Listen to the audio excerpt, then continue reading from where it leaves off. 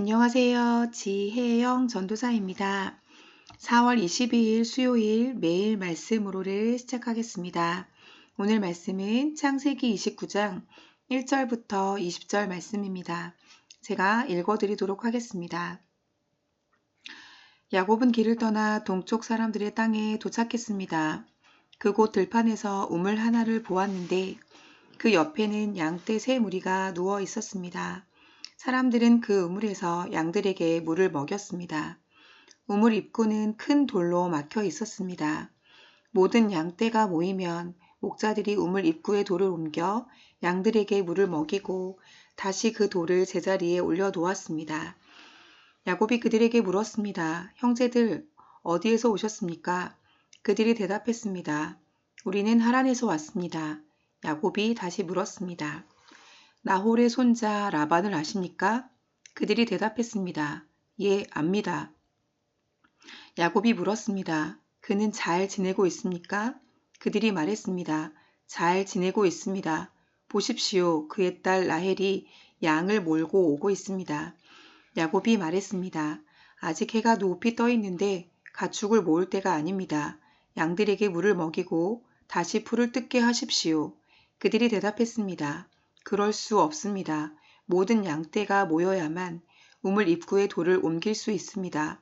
그때에야 양들에게 물을 먹입니다. 야곱이 그들과 이야기하고 있을 때 라헬이 아버지의 양을 몰고 왔습니다. 그녀가 양을 치고 있었기 때문입니다. 야곱은 외삼촌 라반의 딸 라헬과 그의 양떼를 보자마자 우물로 가서 돌을 옮기고 양들에게 물을 먹였습니다. 그리고 라헬에게 입을 맞추고 큰 소리로 울었습니다. 야곱은 자신이 그녀의 아버지 쪽 친척이며 리브가의 아들이라고 말했습니다. 라헬은 달려가서 아버지에게 이 소식을 전했습니다. 라반은 야곱의 소식을 듣고 그를 맞으러 달려나가 그를 껴안고 입을 맞추며 집으로 데려갔습니다. 야곱은 지금까지 있었던 일을 모두 이야기했습니다. 라반이 말했습니다. 너는 참으로 내 고륙이로구나. 그래서 야곱은 한 달 동안 그와 함께 머물렀습니다. 라반이 야곱에게 말했습니다. 내가 내 친척이라고 해서 그냥 일하게 할 수 없다. 내 품삯이 무엇인지 말해보아라. 라반에게는 두 딸이 있었는데 큰 딸의 이름은 레아이고 작은 딸의 이름은 라헬이었습니다. 레아는 눈이 부드러웠고 라헬은 몸매가 아름답고 외모도 곱고 예뻤습니다. 야곱은 라헬을 사랑했습니다. 그래서 말했습니다. 제가 작은 딸 라헬을 위해 7년 동안 일하겠습니다. 라반이 말했습니다. 그를 다른 사람에게 주는 것보다 너에게 주는 것이 낫다. 나와 함께 있으라. 그래서 야곱은 라헬을 얻기 위해 7년 동안 일했습니다. 하지만 그녀를 사랑했기 때문에 그 7년이 며칠처럼 짧게 느껴졌습니다. 아멘. 오늘 말씀 속에서 야곱은 익숙한 집을 떠나 낯선 땅에 도착했습니다. 이 길은 도망이었지만 동시에 하나님의 인도하심의 길이기도 했습니다. 우리는 종종 불편한 상황을 실패라고 생각하지만 하나님은 그 길을 통해 새로운 시작을 열어 가십니다. 2절 말씀에서는 우물이 보입니다. 생명의 자리입니다. 그런데 그 입구를 큰 돌이 막고 있습니다. 이 장면은 마치 우리의 인생을 닮아 있는 것 같습니다. 필요한 것은 눈앞에 있지만 쉽게 얻을 수 없는 상태 말입니다. 그래서 사람들은 함께 모여야만 그 돌을 옮길 수 있었습니다. 여기서 우리는 조용히 생각해 보면 좋겠습니다. 나는 지금 무언가를 혼자 해결하고 애쓰고 있지는 않은지 말입니다. 4절 말씀에 형제들 어디에서 오셨습니까? 라고 그렇게 야곱이 질문합니다. 낯선 곳에서 먼저 다가가는 야곱의 용기입니다. 그리고 그 대화 속에서 하나님과의 연결이 시작됩니다. 5절과 6절 말씀입니다. 나홀의 손자 라반을 아십니까? 그들이 대답했습니다. 예, 압니다. 야곱이 물었습니다. 그는 잘 지내고 있습니까? 그들이 말했습니다. 잘 지내고 있습니다. 보십시오. 그의 딸 라헬이 양을 몰고 오고 있습니다.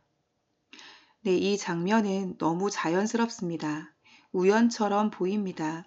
하지만 믿음의 눈으로 보면 하나님의 준비입니다. 우리의 인생에도 이런 순간이 있습니다. 아무렇지 않게 지나가는 만남 속에 이미 하나님께서 열어두신 길이 있는 것입니다.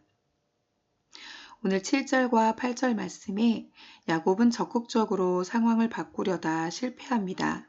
열심은 참 귀한 것이지만 모든 열심이 옳은 것은 아닙니다.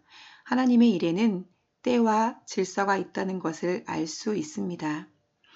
이제 9절 말씀에 라헬이 등장합니다. 야곱의 시선이 머무는 순간 그의 행동도 달라집니다. 10절 말씀에 야곱이 돌을 옮기고 양에게 물을 먹입니다. 여러 사람이 함께 해야 할 일을 혼자 해냅니다. 왜 그랬을까요? 바로 사랑 때문입니다. 사랑은 사람을 움직이게 합니다. 하지만 이 장면을 조금 더 깊이 보면 야곱은 여전히 자신의 힘으로 문제를 해결하는 사람입니다. 그래서 하나님은 그를 더 다듬어 가실 것입니다. 11절 말씀에 야곱이 라헬에게 입맞추고 소리내어 울었다고 말씀합니다. 그의 울음은 단순한 감정이 아니었습니다. 두려움과 외로움 그리고 안도의 눈물이었습니다. 이제 12절 말씀에는 자신이 리브가의 아들이며 자신이 리브가의 아들이라며 자신을 드러냅니다. 관계는 이렇게 시작되는 것입니다. 숨김이 아니라 자신을 드러냄으로 시작되는 것입니다. 13절 말씀에 라반이 달려옵니다. 그리고 야곱에게 안고 입맞추고 그리고 야곱을 집으로 데려갑니다. 참 따뜻한 만남이지만 이 만남 속에서도 하나님의 훈련이 숨어 있다는 것을 보게 됩니다. 15절 말씀입니다. 삼촌 라반은 품삯을 정하자고 말합니다. 겉으로는 공정해 보이지만 안타깝게도 이 관계는 점점 계산 속으로 들어갑니다. 우리의 관계도 돌아보면 좋겠습니다.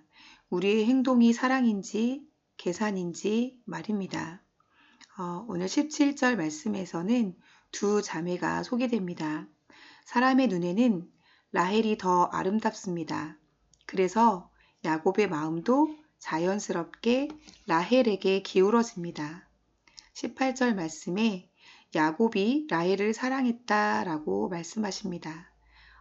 사랑, 이것이 결정적인 이유입니다. 사랑하기 때문에 야곱은 선택합니다. 내가 7년을 섬기리이다. 7년이라는 시간은 결코 짧지 않습니다. 그럼에도 그는 말합니다. 사랑하기 때문에 그는 그렇게 말합니다.